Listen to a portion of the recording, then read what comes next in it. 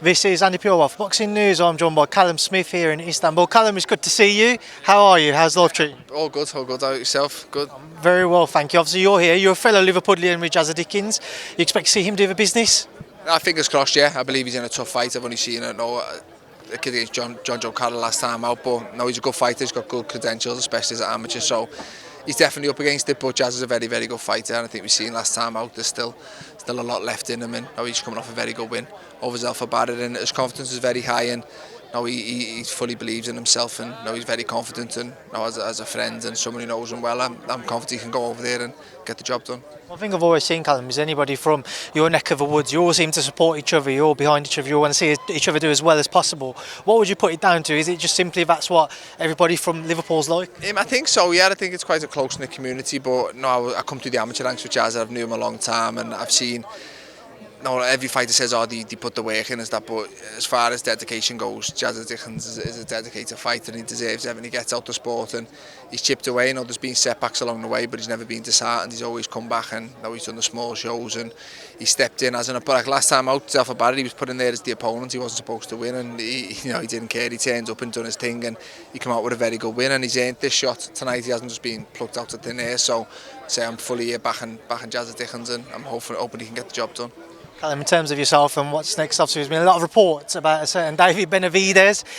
Is he the name at the top of your list? Is he the name you're pushing for to try and get a deal in order with? Yeah, to be honest with you, I think Benavidez has always been a fight that I've liked ever since we were both at super middle. We were both world champion, and it's probably a fight that should have happened but didn't. And it's a fight that, if I was to retire tomorrow, I'd say the one fight that didn't happen that I felt should have was probably the Benavidez one. I think stylistically it's a great fight. He's a fighter I like both inside and outside the ring. I think he's good for boxing, and now he's a world champion now, so it definitely makes sense for myself personally. But whether there's talks going on, I'm not fully in the loop. But I know there's been minor talks, and hopefully we can keep them going and maybe get the deal done, and that could be the next fight. But regardless whether it's David Benavidez or anyone else, I'm in a good position. I'm interim champion, and I've got to just see how things pay out, and I'm very, very close to challenge for a world title again. I know for about a month and a half maybe, I've seen that name continue to be floated. Eddie spoke about it, Frank Smith. Jose Benavidez Sr. has mentioned it as well. He said that it's between yourself and Yard for what they would like. Is that somewhat music to you, is that when you've at least got David's dad and his trainer coming out saying you're kind of the name they want? Yeah, definitely. I think everyone's on the same page. Everyone kind of wants the fight to happen. I think it's just got to make sense for both of us, and where and when and whatnot, and obviously financials and stuff like that. But in terms of fighting, he said he wants to fight me. I'd love to fight him. So it should be simple to make, but it's not. In boxing, it's never as straightforward as possible. But that is the fight that I'd like next. Or I said the goal, I want to be a world champion. All the belts tied up in the rematch, which isn't official, but I believe is happening. So the other option is either to sit and wait and fight in the meantime, or challenge for the other belt, which is David Benavidez. So that's the goal.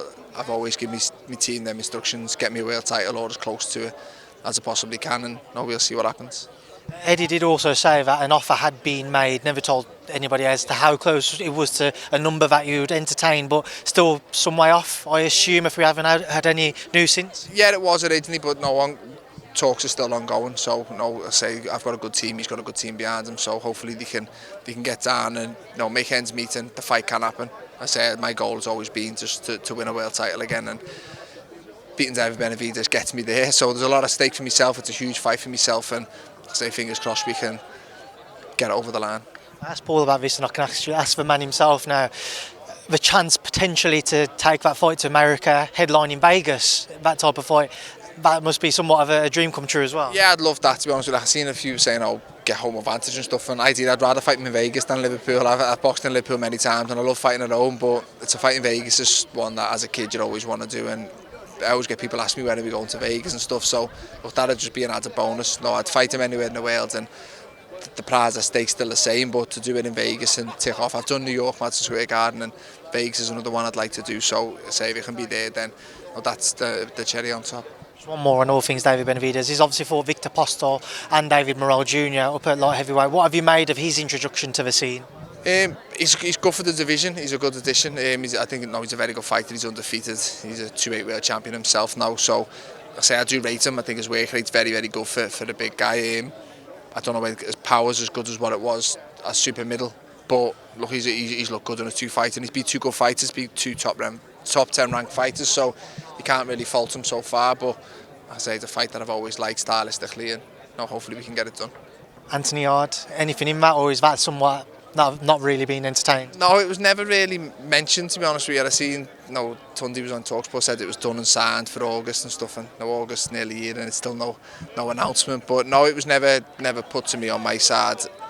Look, it may be my next fight. We don't know. A lot can happen in the time from now till then. But as of now, no talks of Yard, no offers for myself or anything like that. So, like I say, I leave everything down to my team, and whatever they come to me with is the move we'll go with. But at the minute, no on the Yard. It had obviously been widely reported it was potentially going to headline a 5 versus 5 card in Riyadh. So I assume even with that knowledge, there was nothing, even with all of those reports. No, because I heard that, and then I think I heard 1 minute there's going to be a 5v5, and that was a potential. But then I heard there is no 5v5. It's not a 5v5 show, which I don't think it is now, is it? I think it's Dillian White, and yeah. So I think that was just a rumour of the 5v5, and it obviously never come to fruition, so to speak. So no, I'd say it's always been talks, and I found a lot off social media and stuff myself, and see if there's any truth in it. But no, it was no 5v5 and no Yard fight on that as of yet, anyway.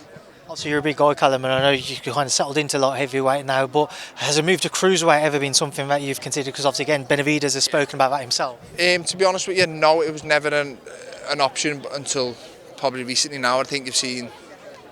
No, I'm not a cruiserweight. I don't believe I'm big enough to fight some of the big lumps up there. But 2 of the champions are basically former super middleweights with myself, Roberto Ramirez and Badu Jack. So no, I would go. I'd love to fight either of those 2. I don't believe the genuine cruiserweight. So yeah, I'd jump at that opportunity. But some of the other big lumps up there who are basically small heavyweights, I'd have to have a think about it. But yeah, those 2 names, like I say, I was super middle at the same time with the 2 of them. They both moved to light heavy and both moved up again. So naturally, they're not much bigger than me, if bigger than me. So yeah, I would love that opportunity, but hopefully I can win a world title at light heavyweight first. Potentially a freeweight world champion. No, we'll see. I take each fight as it comes, but yeah, no, I'm not getting any younger. But the goal is to be a light heavyweight world champion first and foremost. Just quickly ask before we wrap this up, Canelo Crawford, Callum, I just want to get your take. Do you see a now declining version of Canelo, especially from a William Skull fight, or do you feel like he still has too much in the tank for Terence Crawford because of a weight disparity? Both. I do think he isn't as good as what he was. I do think he's on a bit of a decline, but he's still a very, very good fighter at that. But and I was thinking maybe Crawford was getting him at the right time, but then I've seen the head-to-heads, and I just think Canelo's just too big for him. He's just naturally too big and too strong for him, and I think people forget Crawford has come through the weights. He talks lightweight, Ricky Burns or whatever, and no, he's naturally, although head-to-heads they look similar, he's naturally a lot smaller, and I just think Canelo might bully him a little bit. Callum, I appreciate your time as always. Enjoy the rest of your day here in Istanbul and tomorrow night, and thanks for speaking to me. It's a nice one, mate. Thanks.